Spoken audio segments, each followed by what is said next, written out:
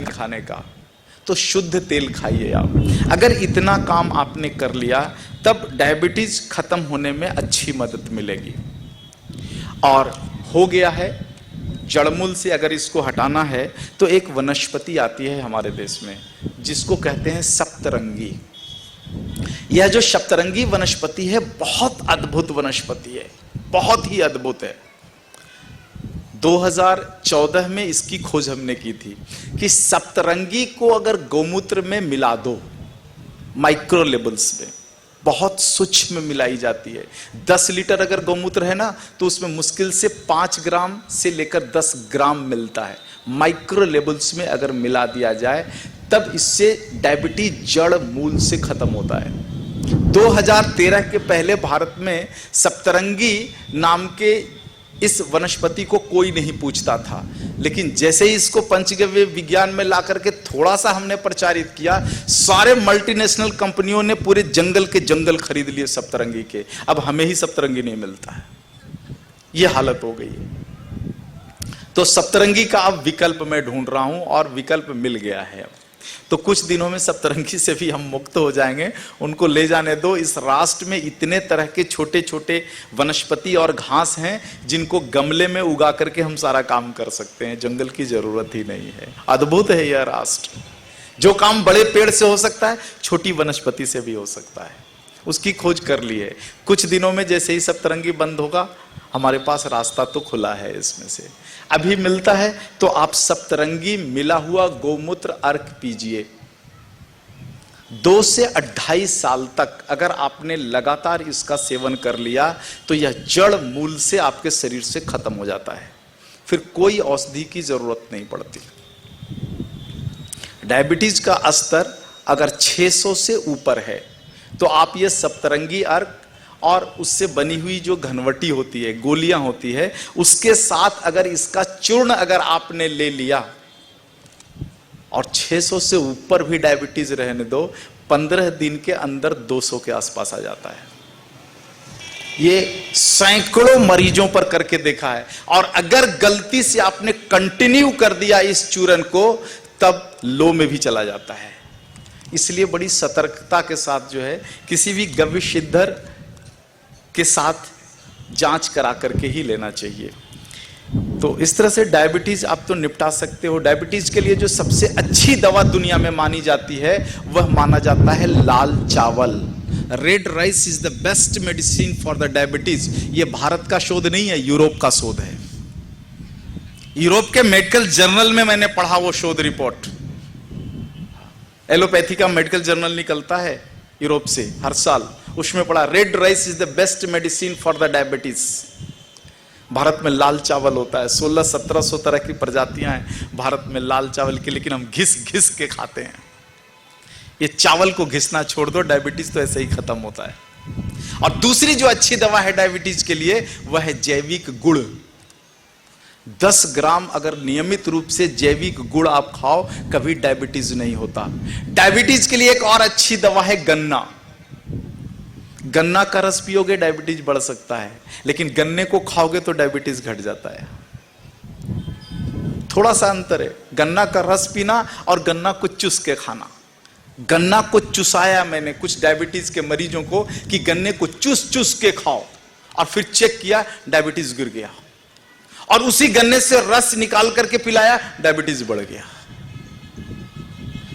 तो गन्ना चूस चूस के खाइए, रस मत पीजिए। रस पियोगे संकट है, चूस के खाओगे संकट जाने वाला है। तो इतना काम अगर आप कर लो तो डायबिटीज तो खत्म ही होने वाला है। डरना मत। हाँ, 200, 300, 400, 500 डायबिटीज हो जाए कभी डरना मत, कभी मत डरना। कुछ नहीं होता। व्यक्ति भय से मरता है, बीमारी से नहीं मरता। भय, डॉक्टर भय पैदा करता है, 600 डायबिटीज, अरे हॉस्पिटलाइज हो जाओ। अरे कोई जरूरत नहीं है। हमारे बहुत सारे मरीज 600 डायबिटीज में तो कार चलाते और मोटरसाइकिल चलाते फिरते घूमते हैं। डरो मत, लेकिन लापरवाह भी मत रहो, सचेत रहो शरीर के प्रति, तो सारा संकट निपट जाने वाला है। और 150, 200, 250 डायबिटीज कोई डायबिटीज नहीं होता है। हाँ, ये तय मान लो। इसमें केवल भोजन में परिवर्तन कर लो, ये तो खत्म हो जाता है। भोजन में परिवर्तन मतलब व्हाइट चावल मत खाओ, 5 जो सफेद जहर बताया उससे मुक्ति पा जाओ, ये तो ऐसे ही खत्म हो जाता है। तो डायबिटीज में तो इतना ही अभी। अब आगे जो है वो बहुत सारे प्रश्न आए हैं। बाल बहुत गिरते हैं। हाँ, आपके मोरबी में तो बाल सबके ठीक दिख रहे हैं मुझे। कोई गंभीर बीमारी लेते हैं? देखो संक्षिप्त में बताता हूं, बाल अगर झड़ रहे हैं ना तो उसकी समस्या जठर के पास है। ये जठर की अग्नि जो है ना असंतुलित है, जिसके कारण बाल झड़ते हैं। तो सुबह छाछ पियो आप, जो भोर ही मट्ठा पियत है, जीरा नमक मिलाए, बल बुद्धि बढ़त है, तासे सब रोग जरी जाए। क्या चाहिए? आप सुबह छाछ पीना शुरू करो, आपका जठर संतुलित हो जाएगा, बाल नहीं झड़ेंगे। और बाल झड़ रहे हैं तो मट्ठा लगाइए बाल में, मट्ठे से बाल धो आप, शैम्पू को किनारे कर दो, मट्ठे से बाल धो तो बाल की रुस्सी, डैंड्रफ एक बार में जाती है। और इतना भी नहीं कर सकते तो गोमूत्र से बना हुआ एक शैम्पू है, लेके जाओ और बालों में तेल की तरह लगाओ रात को, और कपड़े से बांध लो और सुबह धो लो। 10-15 दिन तक जितने बाल कमजोर हैं वो तो निकल जाएंगे, और निकलने के बाद उसमें से नया बाल आएगा। और जो उजला हो गया, आगे नहीं होगा। उजला हो गया उसको काला नहीं करेगा, लेकिन जो बच गया उसको बचा लेगा। तो इतना ही इसमें। और हरस मस्सा क्या है मालूम नहीं, ये कुछ लिखा है, मैं पढ़ नहीं पा रहा हूं। पाइल्स, अच्छा हाँ, ये पाइल्स रोग क्यों होता है? क्यों होता है इसको समझ लो और उल्टा कर दो तो समाधान निकल जाता है। कल आपसे जो चर्चा हुई थी दिनचर्या अध्याय में कि हम जो भोजन करते हैं वह भोजन अगर हमारे पेट में ना पचे तब वह सड़ेगा, और सड़ेगा तो हमारी आंतों में मल बंध जाएगा, और मल अगर बंध गया और अगर हमने जोड़ लगाई तो मल तो ना निकलेगा, मल द्वार बाहर निकल जाएगा। और अधिक जोड़ लगाई, मल बंधा हुआ है, छिद्र छोटा है और मल बंद करके बड़ा हुआ है। आप जोड़ लगाओगे तो मल निकलेगा तो दीवारें फट जाती है, और दीवारों के फटने से उसमें से खून भी निकलता है, और लंबे समय तक अगर खून निकलता रहा तब घाव हो जाएगा उसमें। यही है। तो क्या करना? पहला उपाय कीजिए कि आपका मल ना बंधे, यानी आपका भोजन ऐसा हो जिस भोजन से सेमी लिक्विड मल बने, कड़ा बंधन वाला मल ना बने, सेमी लिक्विड पेस्ट की तरह मल बने, तो मल आसानी से निकल जाएगा। अगर दीवारें फट गई है तो प्रतिदिन मल निकलेगा और प्रतिदिन दीवारें फटेगी, तो घाव कैसे भरेगा? नहीं भरने वाला है। तब इसके लिए एक अच्छा आसन है। हाँ, एक वाग्भट जी का ही सूत्र है, उसमें कहते हैं कि कभी मल से अगर खून निकले, मल की दीवारें अगर फट जाए, अगर मल त्यागने वाला स्थान है वो अगर बाहर निकल जाए, अभी ऐसा कुछ हो जाए, तब आप अपने शरीर में कोई ऐसी क्रिया करो जिससे शरीर के पांव के पीछे के नस में तनाव आए। कैसा तनाव? जैसे धनुष में धागे में तनाव आता है। इस तनाव की क्रिया वाला कोई भी योगासन कर लो आप, मल द्वार फैल जाता है, मल द्वार बड़ा हो जाता है और मल बिना द्वार को फाड़े हुए बाहर निकलता है। तो ऐसा एक आसन है पश्चिमोत्तासन, आप पुस्तकों में ढूंढना, पश्चिमोत्तासन कैसे किया जाता है। पांव लंबा करके हाथ से अंगूठे को पकड़ के नाक को घुटने में सटाने का अभ्यास होता है। सटे ना सटे कोई बात नहीं है, आप प्रयास करो, तब देखोगे कि इस पांव का जो ये पिछला नस है इसमें खिंचाव उत्पन्न होता है और यही खिंचाव मल द्वार को खोल देता है, बड़ा कर देता है। तो जो मल बंधा हुआ है वह बिना द्वार को फाड़े हुए बाहर निकलता है और वो बंद हो जाता है। इसके लिए हमने एक जो है औषध बनाई है पंचगव्य में घृत के माध्यम से। उसको अगर आपने मल द्वार में अंगुली घुमा करके 1-2 बार लगा लिया तब वह घाव बहुत जल्दी भर जाता है। यहाँ पर उपलब्ध नहीं है लेकिन अगर आपकी ज़रूरत हो तो उपलब्ध हो सकता है। इसमें कोशिश करना चाहिए कि कब्जियत ना हो, और कब्जियत ना हो इसके लिए ज़रूरी है कि रात्रि भोजन आप 7 बजे से पहले कीजिए। और इसमें सबसे ज़रूरी है कि भोजन के बाद पानी मत पियो। हाँ, भोजन के बाद अगर आपने पानी पिया तो कब्जियत होगी, मल बंधेगा, भोजन का अपच होगा। यह क्रिया उसी तरह से होता है जैसे आप चावल पकाने के लिए चूल्हे पर हांडी में चावल आप डाले हैं। हांडी है ना, हांडी में आप चावल डाले हैं, पानी डाला, चावल डाला और चूल्हे में आंच लगाई। जैसे ही चूल्हे में आंच लगी और आप चूल्हे में पानी डाल दो, क्या होगा? चावल पकेगा? नहीं पकेगा, क्योंकि चूल्हे की अग्नि बुझ गई है। उसी तरह से जैसे ही हम भोजन करते हैं जठर में अग्नि निकलनी शुरू होती है, अग्नि प्रदीप्त होता है और इस प्रदीप्त अग्नि पर भोजन के अंत में अगर आपने पानी डाल दिया तो जठर की अग्नि बुझ जाती है और जिस भोजन की पाचन क्रिया चल रही थी वह क्रिया वहीं पर रुक जाती है। इस पर जो वाग्भट जी सूत्र कहते हैं वो कहते हैं भोजनांते विषमवारी, यानी भोजन के अंत में पिया हुआ जल विष के समान है, वो विष कहते हैं। भोजन के मध्य में भी पानी ना पियो। हाँ, भोजन करने से आधा घंटा पहले पानी पी लीजिए। हाँ, उसके बाद भोजन करो आप। और भोजन जो है वह पेस्ट में बदलने में लगभग 90 मिनट का समय लेता है। 90 मिनट में खाया हुआ भोजन आमाशय में पेस्ट के रूप में बन जाता है। उस समय उस पचे हुए भोजन या पेस्ट रूपी भोजन को छोटी आंत में ठेलने के लिए, धकेलने के लिए पानी के दबाव की जरूरत है। भोजन के पाचन में पानी कभी नहीं लगता। हमारे देश के रसोई घर में जितना कुछ भोजन बनाने का विधान है उसमें इतना पानी पकते समय ही डाल दिया जाता है जितने पानी की जरूरत उस भोजन के विघटन में लगता है, उस भोजन के डिफ्यूजन क्रिया में लगता है। आप चावल पकाए पानी डाल के पकाते हो कि नहीं? आप भाजी बनाते हो पानी डालते हो या नहीं? दाल बनाते हो आप पानी डालते हो या नहीं? जो कुछ भी बनता है उसमें तो रस होता ही है और वह रस पर्याप्त होता है उस भोजन में विघटन की क्रिया को पूरी करने में। उसको सामान्य भाषा में कहते हैं पचने की क्रिया में। तो भोजन को पचने के लिए अलग से जल की जरूरत नहीं है, भोजन को पचने के लिए अग्नि की जरूरत है जो जठर स्वतः प्रदान करता है। और एक तरफ जठर अग्नि प्रदान कर रहा है, ऊपर से गटागट पानी आपने डाल दिया, जठर की अग्नि बुझ गई, भोजन पचेगा कहां से? और सत्यानाश तो उस भोजन का तब होता है जब उस जठर की अग्नि पर फ्रिज का ठंडा पानी डाल दो। मुश्किल हो जाता है फिर तो। हाँ, पार्टी में जाते हो, छक के खाया, पता नहीं दोबारा कब पार्टी में जाने का मौका मिला, छक के खाए और लास्ट में आइसक्रीम खाया। अब अग्नि के ऊपर आइसक्रीम रख दो, उस अग्नि की क्या हालत होने वाली है, कल्पना करके देखो। और इस देश के बेवकूफ रसोइये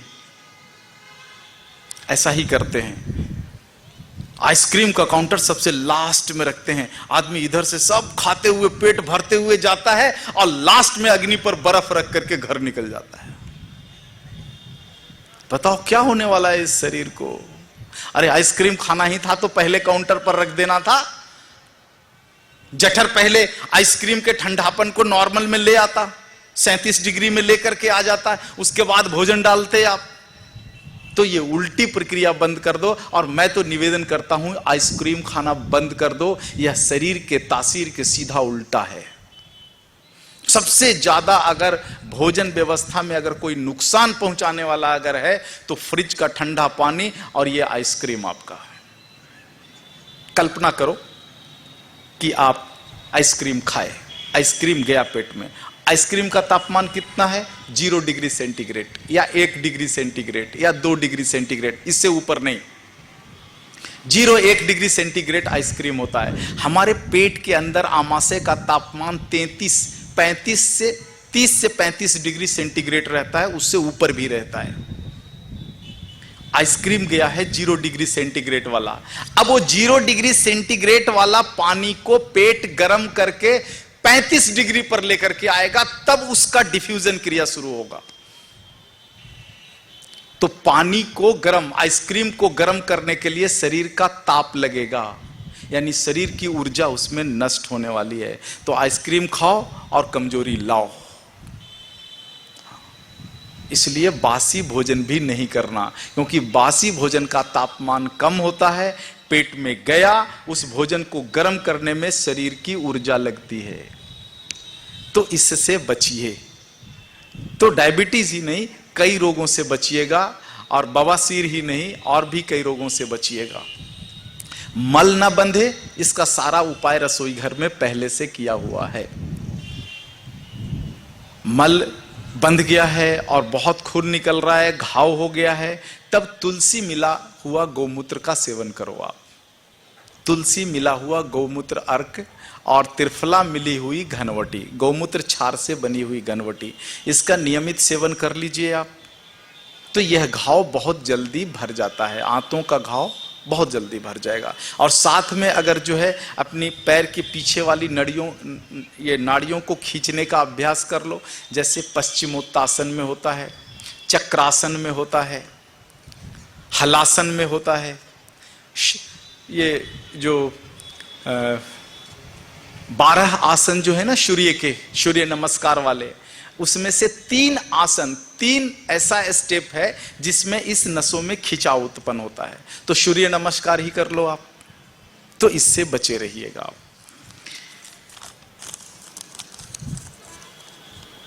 आगे है हृदय, हृदय की बीमारी और कोलेस्ट्रॉल।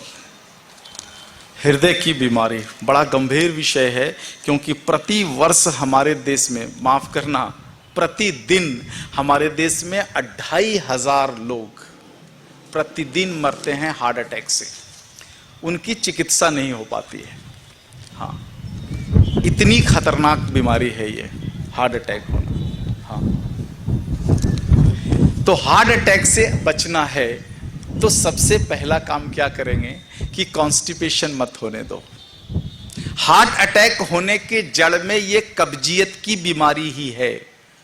कब्जियत पर जब हम लापरवाही करते हैं, कब्जियत को इस शरीर में फलने फूलने देते हैं, तब आंतों में उत्पन्न वायु का वेग ऊपर उठता है और हृदय पर जो धक्का लगाता है, यही है हार्ट अटैक। और आपने झेल लिया है 1 बार 2 बार 3 बार, तो ऊपर उठता है, क्योंकि पवन को कोई रोक नहीं सकता, शरीर के बाहर हो या शरीर के अंदर हो, बताया है आपको। तो बचिए कॉन्स्टिपेशन होने से। अब हो गया जी, क्या करें? तो देखो, हृदय एक छोटा समरसेबल पंप की तरह है।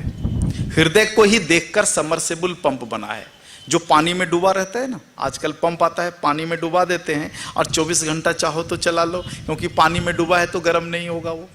तो यह हृदय भी एक थैली में डूबा हुआ रहता है। उस थैली का नाम है हृदयावरण। वो आज के मेडिकल साइंस में उसको बोलते पेरिकार्डियम। वो एक थैली होता है, उसमें पानी भरा होता है, एक तरह का रस भरा होता है, उस रस में हृदय डूबा हुआ रहता है, और इसलिए 24 घंटा चलता है, कभी गर्म नहीं होता। तो ये हृदय की बनावट ऐसी है कि इसमें कोई विकृति नहीं होती, कुछ भी खराबी नहीं होता। ये वंस बिल्ड है, एक बार बनता है, रिपेयर नहीं होता, एक बार खत्म ही होता है। एक बार चालू हुआ तो जब बंद होगा तो बंद होगा, दोबारा रीस्टार्ट नहीं होता। इसमें रीस्टार्ट होने का सिस्टम ही नहीं है। इसके लिए इतना बढ़िया इसका डिजाइन किया हुआ है हृदय का कि ये कभी भी खराब नहीं होता। अब आप एक प्रश्न करोगे फिर डॉक्टर ओपन हार्ट सर्जरी क्या करता है? ईमानदारी से बताऊं, आपको उल्लू बनाता है। ईमानदारी से कहता हूं, देखो हृदय में होता कुछ नहीं, दो नसें होती है, दो धमनियां होती है। एक धमनी से शरीर में जो कुछ भी गंदा खून है इसको खींच के लाके हृदय को दिया जाता है। हृदय उसमें ऑक्सीजन फेफड़े से लेके घुलाता है और कार्बन को छोड़ता है। खून की सफाई हो गई और दूसरे से सप्लाई कर देता है। उसी को एक को आर्टरी और एक को वेन बोलते हैं। ये होता क्या है ओपन हार्ट सर्जरी में? केवल प्लम्बिंग का काम होता है। प्लम्बिंग का काम समझते हो? प्लम्बर को जानते हो? पाइपलाइन काटना और जोड़ना। केवल ये पाइपलाइन को काटने और जोड़ने का काम करते हैं। कभी अगर वह धमनी जाम हो जाए, उसमें अगर कुछ मांस के टुकड़े बन जाएं, चिपक जाए, कुछ भी हो जाए और खून ठीक से पास नहीं हो रहा है, शरीर में जो गंदा खून है खींच के पूरी तरह से हृदय को नहीं दे रहा है, तब ये क्या करते? पाइपलाइन बदलते केवल, यानी जहां पर जाम है वहां से काट करके एक बाईपास लगा देते। एक सिलिकॉन की ट्यूब इधर से निकाला और इधर से जोड़ दिया। हृदय को कुछ नहीं करते, ये हृदय को कुछ कर भी नहीं सकते। केवल पाइपलाइन जोड़ना, घटाना और उसके लिए इतने रुपए ले लेते।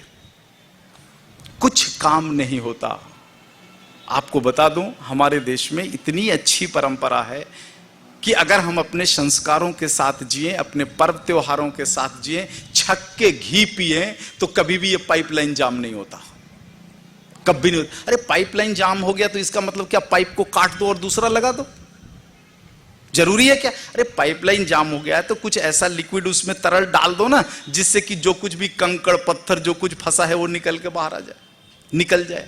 शरीर में क्या फंसेगा? कंकड़ पत्थर नहीं फंसेगा, छोटे छोटे चर्बी के दाने हो जाएंगे वहां पर, जिसको कोलेस्ट्रॉल कहते हैं। ब्लॉकेज हो गया, चमड़ी मोटी हो गई। पाइपलाइन देखो, लोहे के पाइपलाइन में बहुत दिन तक पानी जाते जाते कोरोजन लगता है और कोरोजन लग करके उसका अंदर का डाया छोटा पड़ जाता है। यही तो होता है आर्टरी और वैन में, इसके सिवाय कुछ होता नहीं। तो उस कोरोजन को अगर हटाना है आर्टरी या वैन से, तो सिंपल नियम है कि घी पियो।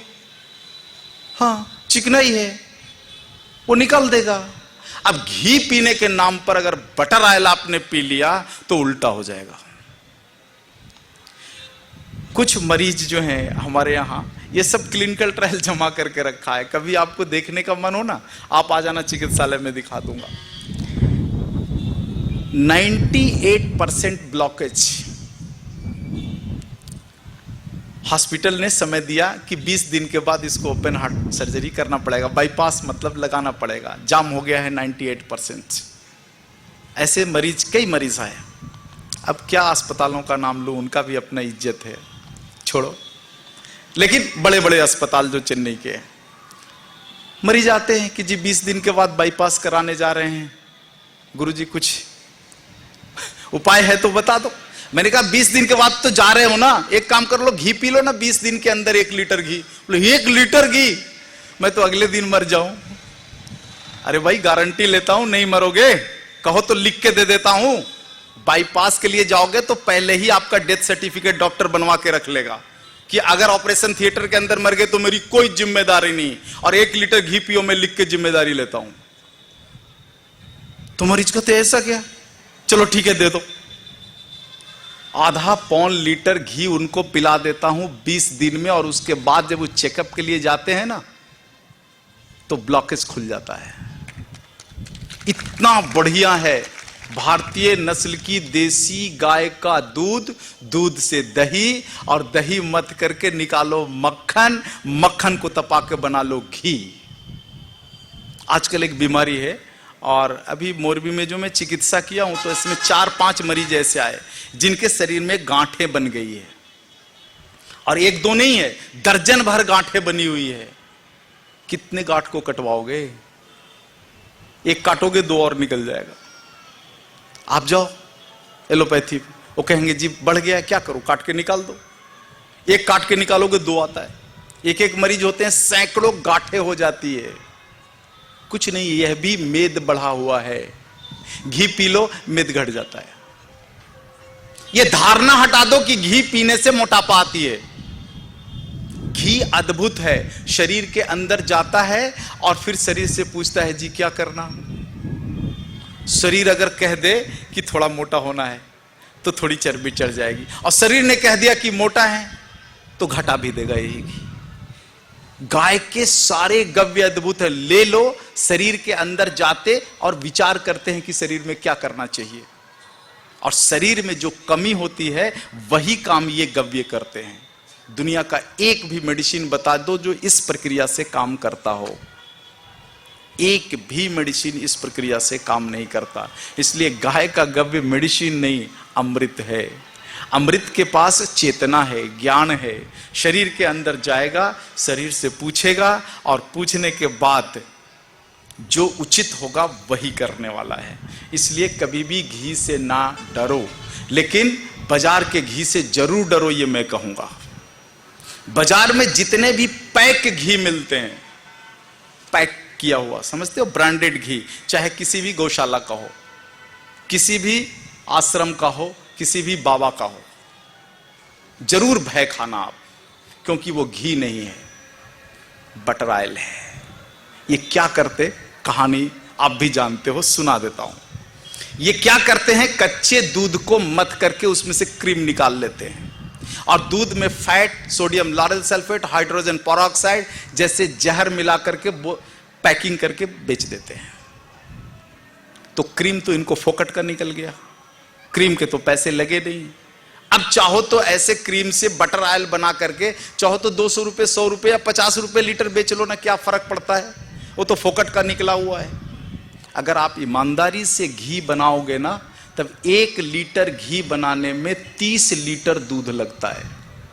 और कुछ कुछ जो भारत की जातियां, प्रजाति की गायें हैं जिनका दूध बहुत पतला होता है, उनमें तो 34 लीटर लगता है। मैंने भारत के 36 नस्लों के दूध से घी बना करके देखा, 26 लीटर से कम में तो घी बनता ही नहीं। चाहे आप गाय को कितना भी बढ़िया भोजन करा दो, कम से कम 26 लीटर लगता है। आपके मोरबी में दूध का क्या रेट है, क्या भाव है?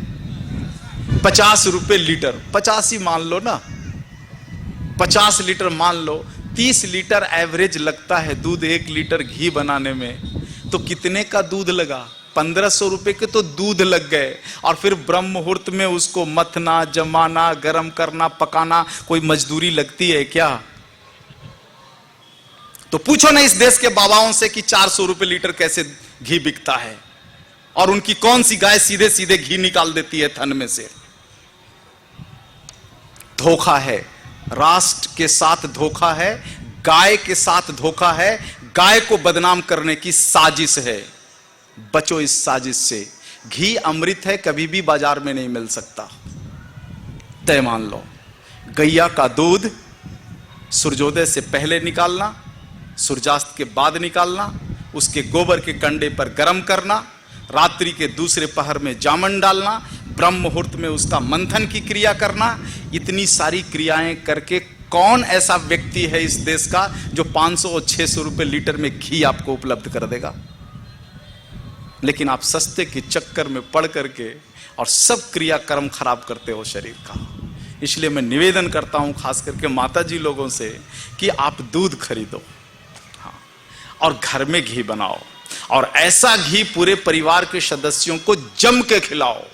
कुछ नहीं होता जिंदगी में, कभी अर्थराइटिस नहीं हो सकता, कभी भी हार्ट अटैक नहीं हो सकता, कभी भी पैरालिसिस नहीं हो सकता, कभी भी मिर्गी की बीमारी नहीं हो सकती है, कभी भी पार्किंसन नहीं हो सकता है। और ऐसी कितनी बीमारियों का नाम सुनाऊं मैं, जो घी खाने वाले व्यक्ति को कभी भी नहीं होता है। लेकिन घी के नाम पर बटर ऑयल खाया तो सारा लफड़ा होने वाला है। हाँ, तो घी खाइए। तो ये था विषय। और एक जरूरी बात आपसे मुझे करनी ये है कि गाय और गव्य का जो विज्ञान है, ये बड़ा अद्भुत विज्ञान है, और हमारे देश में इसकी पढ़ाई नहीं होती थी। 2012 में कई सालों के प्रयास के बाद भारत सरकार की जो एजेंसी है पार्लियामेंट्री बोर्ड, उसको मनवाने में हम लोग सफल हुए कि गाय के गव्यों से भी चिकित्सा होती है और इस थेरेपी को एक नई पहचान मिलनी चाहिए।